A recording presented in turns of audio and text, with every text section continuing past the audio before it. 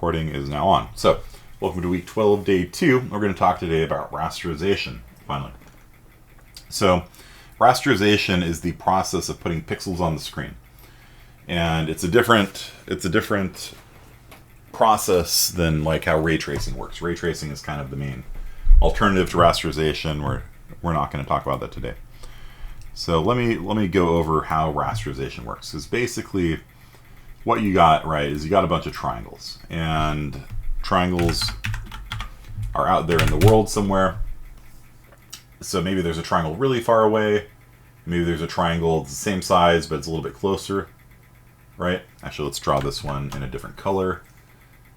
Okay. So these are the same size triangles. You with me here, Aaron? The same size triangles, but the purple one's closer. Okay. And back in the day, we actually just did this. We just did wireframe. We just drew the lines and called it a day. And so every one of these points on a triangle has got some sort of coordinate, 1, 10, negative 123. Each one of these points has, 1, 10, negative 120. So this point is a little bit closer to the screen than this one. Let's say the z-axis is negative as it moves away from us. Oh, no, that couldn't be 110. This would be like 10, 0 or something. This would be like negative 10, 0, negative 120, something like that. And then this one's like way out at like negative 1,000 or something. I don't know. Some coordinate. Okay. So first of all, you have an x, a y, and a z coordinate for each one of the points in a triangle. And all of these things get transformed through the camera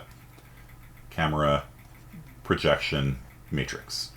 So the camera projection matrix is basically a way of saying, where does this point end up on my screen? Here's my screen, and it's typically drawn with 0, 0 in the center, 1, 0 here, negative 1, 0 here. And which way it's positive and negative changes. We'll say 0, 1 and 0, negative 1. So this is called uniform screen coordinates.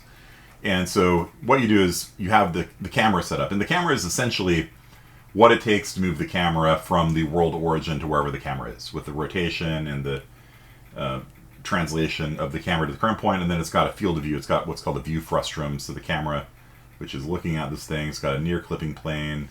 It's got a field of view, and it's got a far clipping plane, like this. So the NCP and the FCP.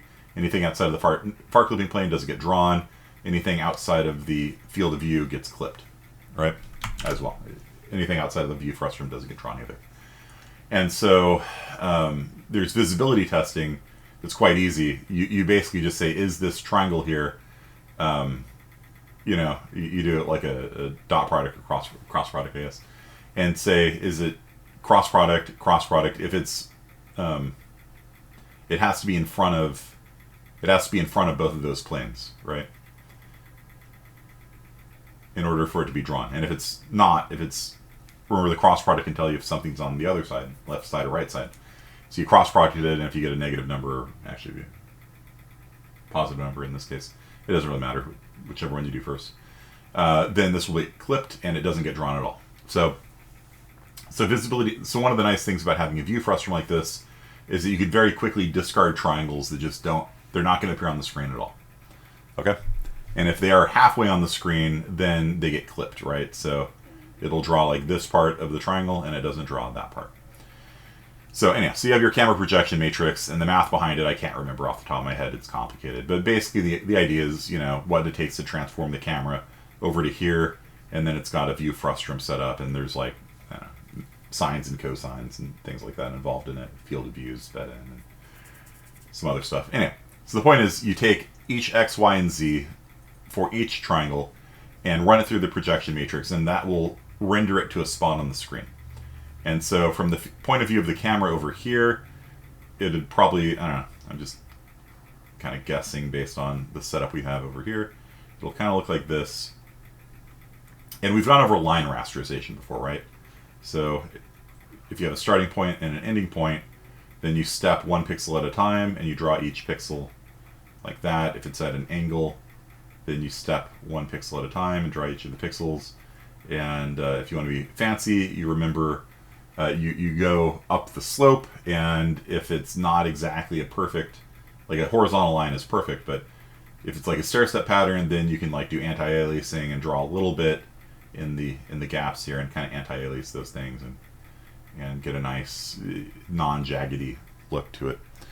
So trig comes into place a lot when it comes to, like, there's triangles. Look, there's triangles. We're all triangle based, so trig is actually really important when it comes to video games. And then if you have a vertical line, then rather than saying 4 anti equals 10 to 20, you iterate up. So you basically have to see if a line is more horizontal or more vertical. If it's more vertical, then you iterate up the y-axis like that, so you don't miss any spots. If it's more horizontal, you iterate down the x-axis. Okay, so that's the general notion for line rasterization. But we're talking about triangle rasterization. So we want to talk about filling. We want to fill all of these points in. And so what we do is, for a triangle like this, it actually turns out to be quite easy, right? You've got a line, and you've got a line, right?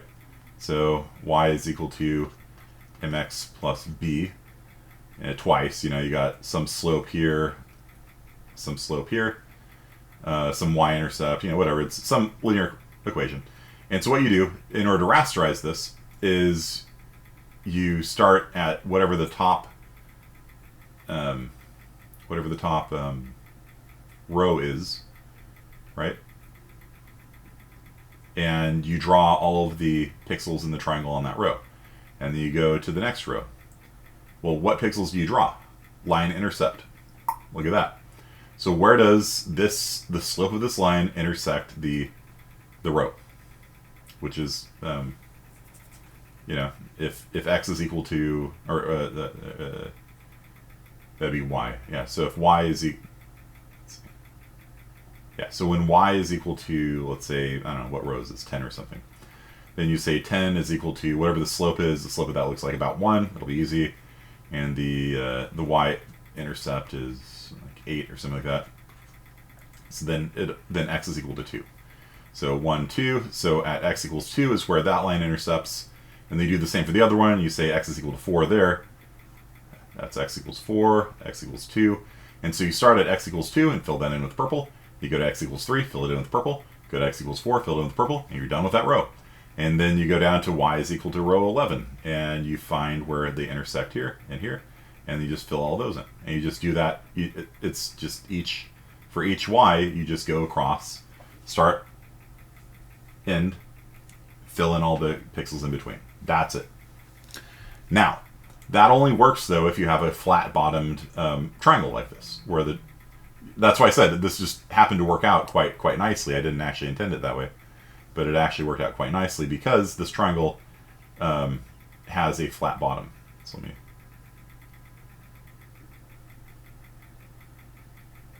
clean it up. Damn it. So when you get to the bottom scan line, you just raster all that, and now that whole thing is a nice solid purple color. Let's clean this up a little bit. So it's pretty easy. It's just line intersection. Substitute in, whatever row you're on, 10 or whatever.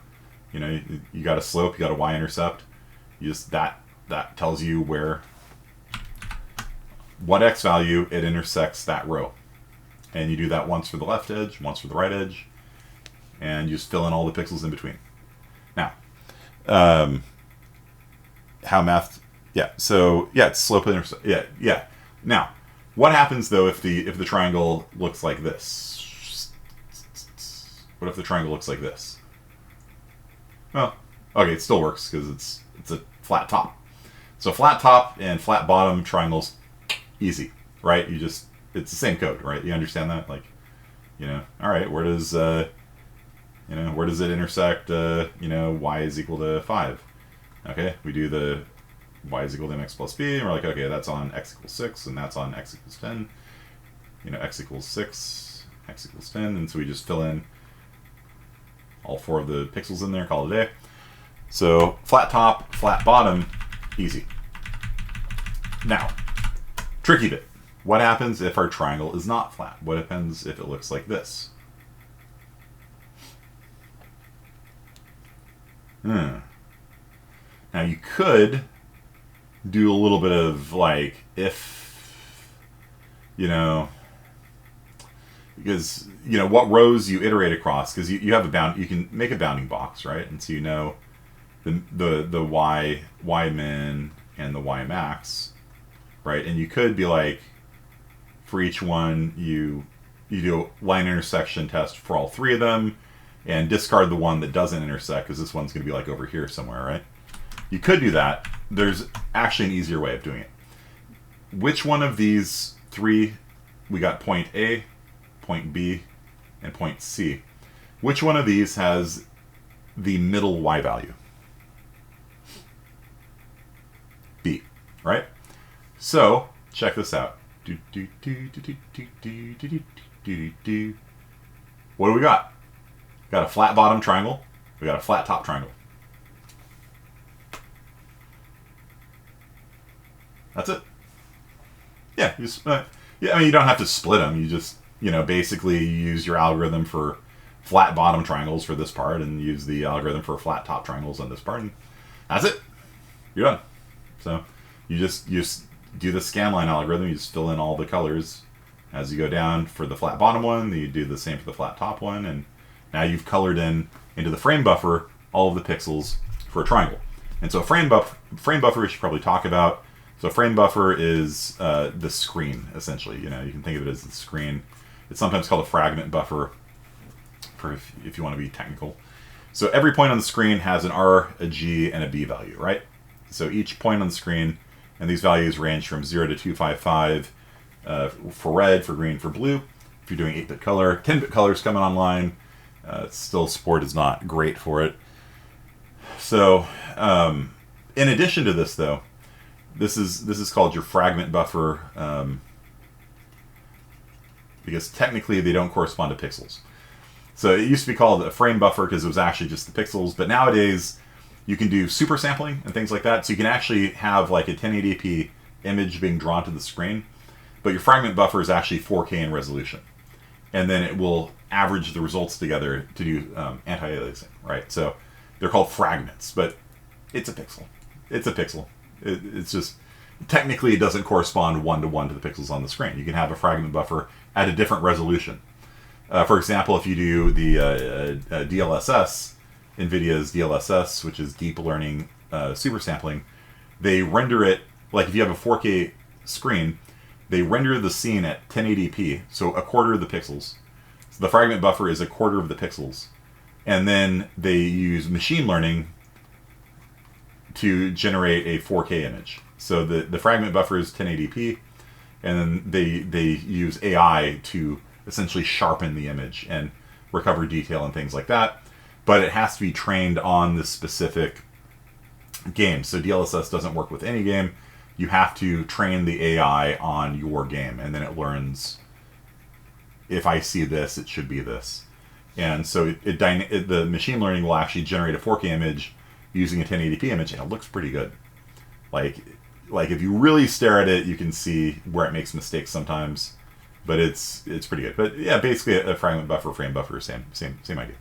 Now, in addition to this, you have what's called the training and classifying. Yeah. Mm-hmm. In addition to this, you have something called the ZBuffer. And so the ZBuffer is depth buffer. That's another name for it, depth buffer. Depth buffer. And so at every point on the screen, it holds how far away that thing is away from, this one is 128 units away from the camera. Now the reason why we do that is because sometimes you will have 2 triangles that are overlapping. And so for the part of this triangle back there, that's off in the distance, right? The part that is not overlapping, we just use a scanline algorithm, just fill it in. But when you get to this area here, which one is going to get drawn? The one closer to the camera or the one further away from the camera? Aaron? Who gets drawn? The purple one closer or the rainbow one further away?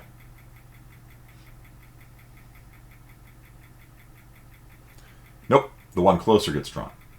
Because here's my hand that's further away, here's my hand closer. Which one gets drawn? The one that's closer to the camera. It occludes the one in the background. So the one in the background will end up looking like this.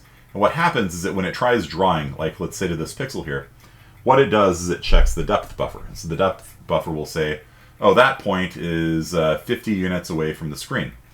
And I'm like, well, I'm trying to draw one 100 units away from the screen. Well, 100 is further away than 50, so it does not draw the 100. And so at every point, as you're drawing, if you have a lot of overdraw, you're going to keep hitting that ZBuffer over and over again. And so it's in general a bad idea to have a lot of triangles rendering to the same spot on the screen, because it does have to do a ZBuffer test for every pixel that overlaps, right? So you have what's called a fill rate. You have what's called a fill rate on a graphics card, and that is how many pixels it can push to the screen. That's not 4K or whatever. That's like if you have triangles drawing over each over and over and over, it's like how many draws you can do, right? Because every triangle you push out there, even if it's completely hidden, like even if I have, you know, 2 triangles actually visible on the screen because they literally cover up the entire camera, all this detail in the background here, all of them are, unless your engine is smart enough to not draw them, all of them will try to get drawn. They go through the camera projection matrix, they get drawn to the screen, and then because there's something closer, they get discarded. And so your fill rate limits the amount of triangles that can be attempted to be drawn on the screen. And the fill rate on a modern card is usually pretty good, but you can saturate it if you have really bad game design. If you're not careful about culling, if I knew that this was blocking everything, I wouldn't even bother rendering all those triangles. I'd be like, nah, I'm not even gonna look at them, you know. So the fill rate on a 3090. Where are you at?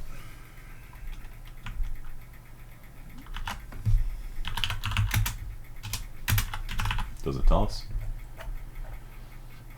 Pixel rate, there you go. So 189 billion pixels per second. Okay. And if you're doing textured triangles, it can do 556 billion pixels per second. Okay. So quite a lot. So you can have a fair bit of overdraw before your frame rate starts tanking. You know, so you don't have to. The ZBuffer, like, it does its job. Right, it does its job. Now, keep in mind that, you know, let's say it's 180 billion, right, pixels per second, divided by, let's say we're trying to do 120 hertz, right? Divided by, what is this? 4K resolution. 3080.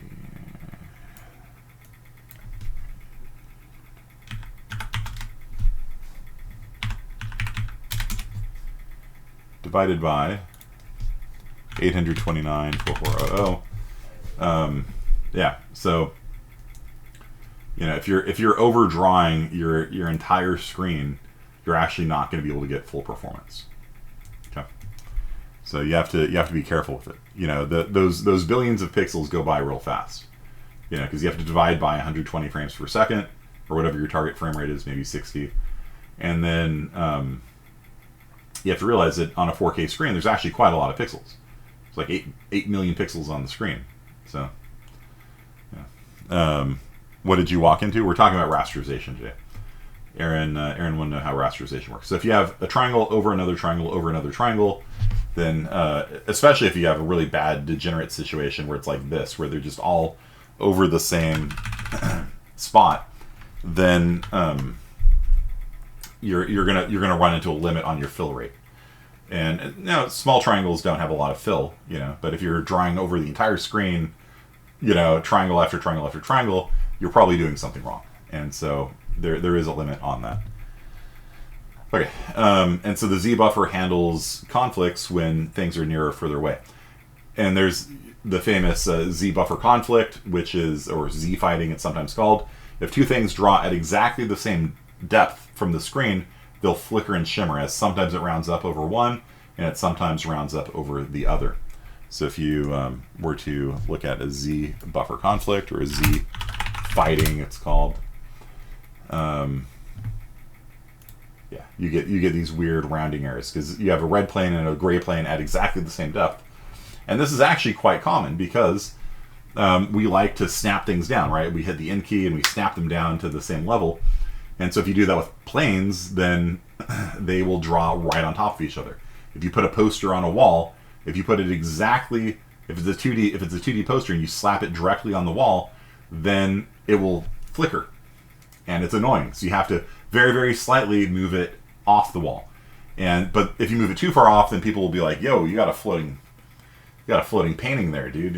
You can see an inch of gap in between. So yeah, that's one of my least favorite things, dealing with that. Shadows also, you try drawing a shadow on the ground, if it's exactly, because you project it onto the ground, if you're doing, depending on how you do shadowing. If you do light maps, it's not an issue. But if you are like drawing a shadow and it's exactly at the elevation of the target, then it'll flicker because it's sometimes drawing the ground and sometimes drawing the shadow. So it is a pain. Yeah, so you have to pull it up like 0.001. Just pull it up a little bit. All right, so rasterization. So yeah, you have a triangle, you split it in half, you rasterize the upper half and the lower half separately. Done. Get a triangle, put it through the projection matrix, gets to the screen coordinates, you fill them on the screen. You're basically good to go at that point. And that's kind of the essence of how a 3D game engine works, unless you're talking about ray tracing, which we're not going to talk about today. Your homework assignment will be to rasterize a triangle. So I'll give you guys a week to do this, because I know, Aaron, you got a lot of proofs to do by Tuesday. And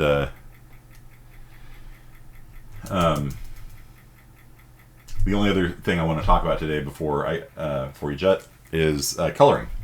So we're not going to get to texture perspective correct textures, but we can. It's fine. It's this one. Let's say that you've got a triangle and this corner is red and this corner down here is green and this corner over here is blue. What you would see is you would see this area be blue and then kind of fade to white in the middle. This area would be kind of whitish. And then the red would be really strong here and it would kind of fade down as it gets closer to the center. And so, and then these things would kind of mix together and you get kind of like a color spectrum kind of thing. Let's see if we can find it.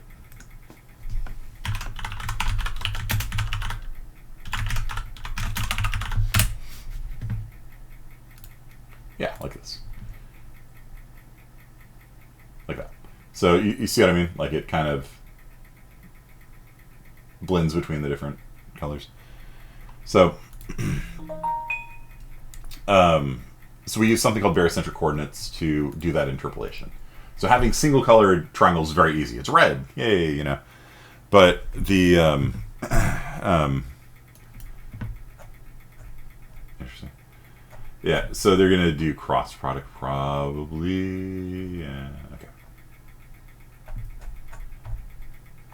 Okay, so yeah, so basically, if you have a triangle, and you want to know how much red should it be, how much blue should it be, how much green should it be, right? What you do is you take the cross product. So if we're trying to shade this spot right, let's not use green. Let's use rainbow color. It's fitting.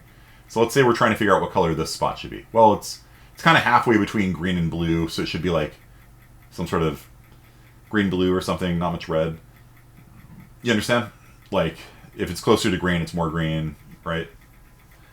So, can you send that PDF? I closed it already. Sorry. You just Google barycentric coordinates for coloring triangles. You'll find it. It goes into the math line. It's actually not that bad. It sounds complicated, but basically what you do is you've got a oops. I'm running out of colors here. Purple. Okay, so you've got point A, point B, point C, and you can imagine a vector pointing from each of the corners to that one. And so the proportion of green that you get is equal to this area here.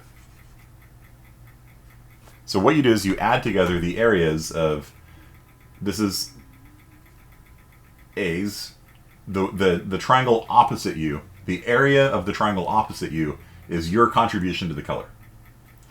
So C's contribution is based on the size of this chunk of it, and B's contribution is based on the size of this one. How do you get the size of this? It's the cross product. Cross product tells you the area. So if you have a vector like this and a vector like this, vector A, vector B, you cross product them, it literally gives you the area of the square. Now these are triangles, so you divide by 2. So the area of B is this vector cross producted with that vector divided by 2. And you add that, the area of that to the area of that, the area of that, you get the total area. The total area is equal to the area of A plus B plus C. And then the amount of green you get, is equal to the size of B divided by the total area. That's the fraction of green. The fraction of blue is equal to C divided by area.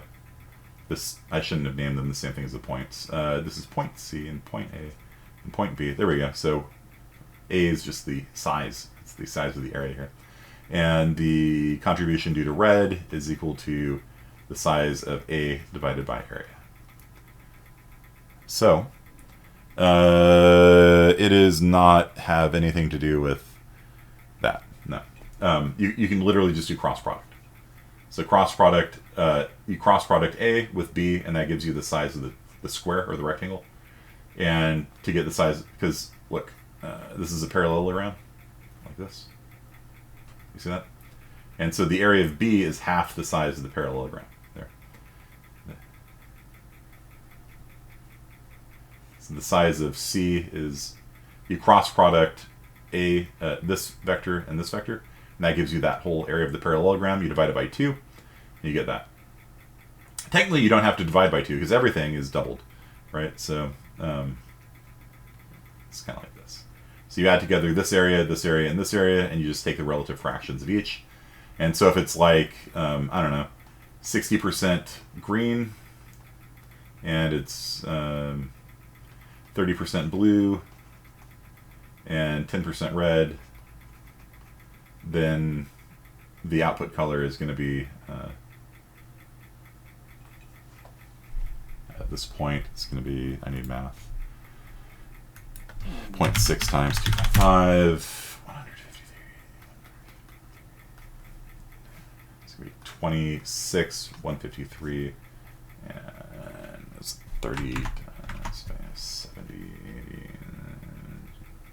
76-ish.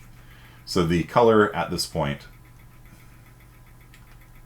the color here is going to be 26 red, 153 green, 76 blue. Okay. I think I used math of it a little bit closer to green than blue. Do you see how that works? So so for every point that you're going to draw, you do the barycentric coordinates, and that allows you to smoothly interpolate the colors between 3 points on a triangle.